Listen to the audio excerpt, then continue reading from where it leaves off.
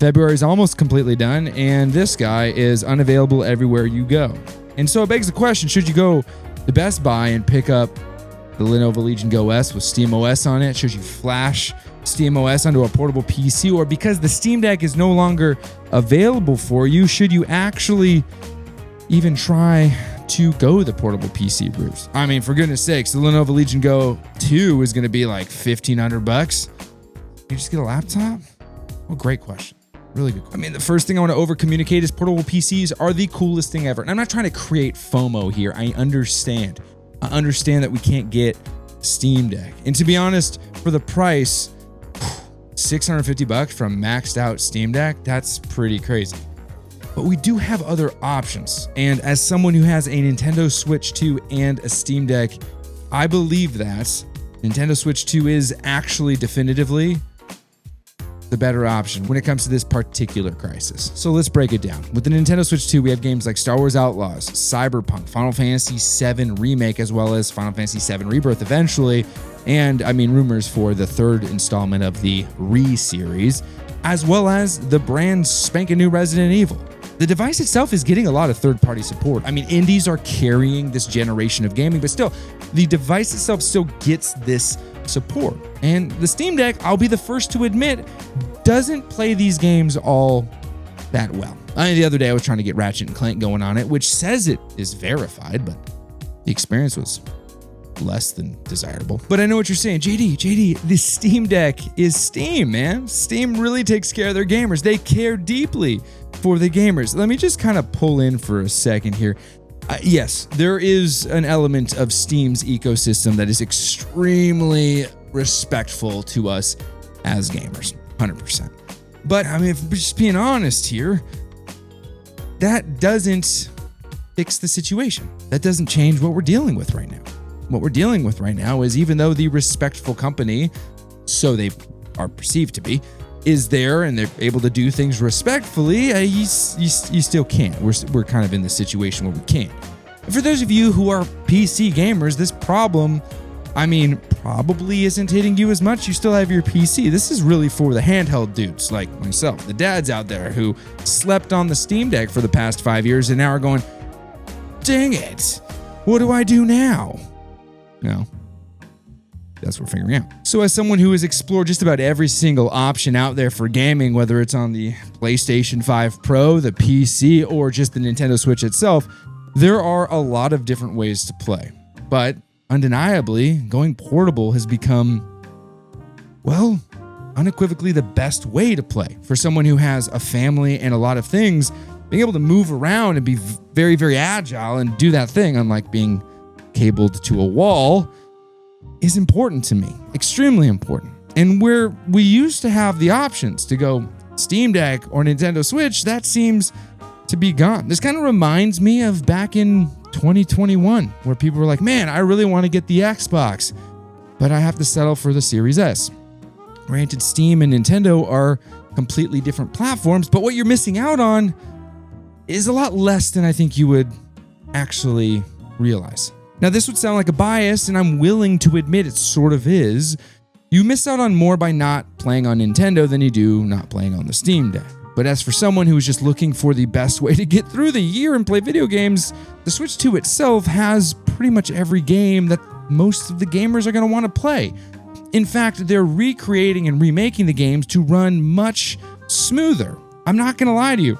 Final Fantasy VII Remake looks better, runs smoother than it does on my Steam Deck. I've tried. I've done all the different things, aside from modding it and getting into the weeds of it.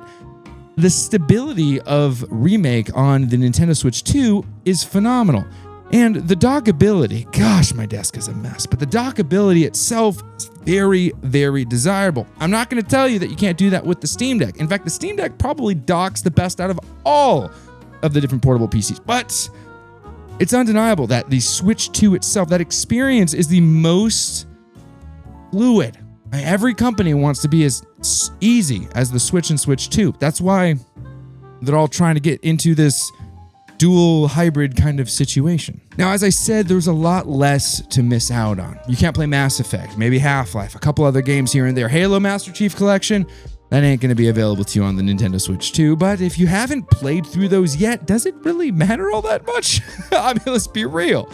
On Nintendo Switch, you do have the big guys, right? You have all of the Zeldas, all of the Donkey Kongs, all of the Marios, and Pokemon is starting to find itself, older years, coming back to Nintendo, which is kind of exciting. But the device, the very, very question, Steam Deck, I can't get it. Should I go for the Lenovo version? I honestly wouldn't, for many reasons. One, the bigger, more expensive, robust, portable PCs require one thing and one thing in particular: power. And that power has two problems. One is you have to be anchored to a wall to receive some of that power. And if you're not, your battery life is going to drain quickly. Now, that's a problem that the Nintendo Switch 2 has. I will admit to that for sure. But still, it makes it less portable. Not to mention the size of these devices. Now, I don't have one, but I've touched them when I went to Best Buy. I almost went and got one to be like, hey, check it out. You should look. Nah, dude, I'm not going to spend $850. Oops, that's the other thing. $850. A full $400 more than a Nintendo Switch 2. And, I mean, there's rumors that we're going to get a price increase. I don't buy the rumors because I'll wait for it to happen. But still, that's an issue. I mean, that's actually why the Steam Deck is sold out, by the way.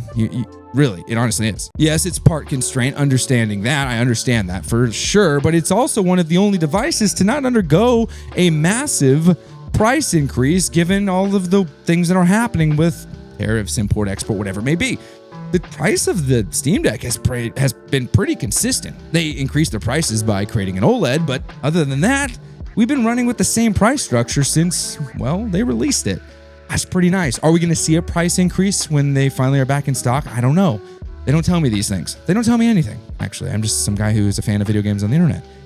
But when it comes to this issue that we're seeing right now, I think it's very clear. Gaming is becoming more and more expensive. It's becoming less and less accessible with the RAM shortages, storage shortages, everything that's out there. Your PCs, if you have one, have become more valuable? I mean, who would have thought that my PC I purchased just a year and a half ago would appreciate? Yes, I have RAM in there that is DDR5. What does that mean? It means I can sell it for quite a bit. I have a graphics card in there that is quite capable, and it works. A PlayStation 5 Pro has gone up in price, twice by now? Nintendo raised the prices of their Nintendo Switch 1 and the Nintendo Switch Lite. Gaming, something is happening. So I saw this in a video once. They said, if you already have your gear, don't sell it. No, absolutely don't sell it. If you have it, it's not worth selling. Because, hey, you wait a few weeks, it might be worth more money, and that might be actually worth selling. Maybe. Really what it comes down to is gaming needs to change. There needs to be a change of focus. The focus is, what should I play on, to what is going to get me into the game?